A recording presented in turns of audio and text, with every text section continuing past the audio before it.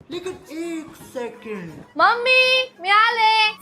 अय्या आलीस तू? हो मम्मी. आणि हे बघ मी केवढी मोठी बॅग घेऊन आली. आता मी मस्त पैकी 15 दिवस इथेच राहणार. हे बरं केलंस तू. आता तू आलीस तर तुझ्यासाठी मी मस्त पुरणपोळी बनवते. एक काम कर, पटकन कपडे चेंज करून ये, मग आपण बसून मस्त गप्पा मारूया. हो मम्मी मी पटकन येते.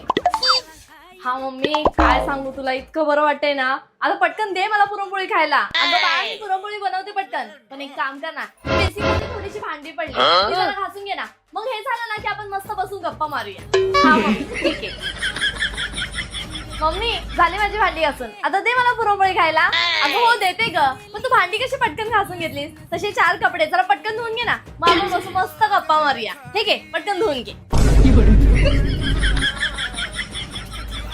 और अभी तो रुको. अगं बाळा झाले कपडे, एक काम कर ना पटकन झाडू मारून घे ना. आणि तो वरती बघ ना किती धूळ साचली, माझा हातच पोचत नाही, ते पण साफ करून घे. आणि हे झालं ना की आपण मस्त बसून गप्पा मारूया. हे घे. अगं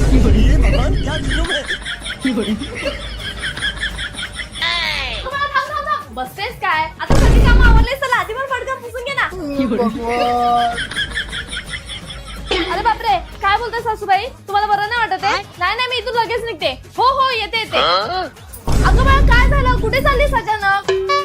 अगं मम्मी माझ्या सासूबाईंची तब्येत खूप बिघडली, मला जावं लागेल, निघते मी. अगं बाळा मी तुझ्यासाठी पुरणपोळी बनवली, ती तरी खाऊन जा. पुरणपोळी खाऊ दे तुझी ती पुरणपोळी. पुरणपोळी देते देते बोलू सगळी कामं माझ्याकडून करून घेतलीस. नंतर कधी आली ना तर खाईन तुझी ती पुरणपोळी. निघते मी.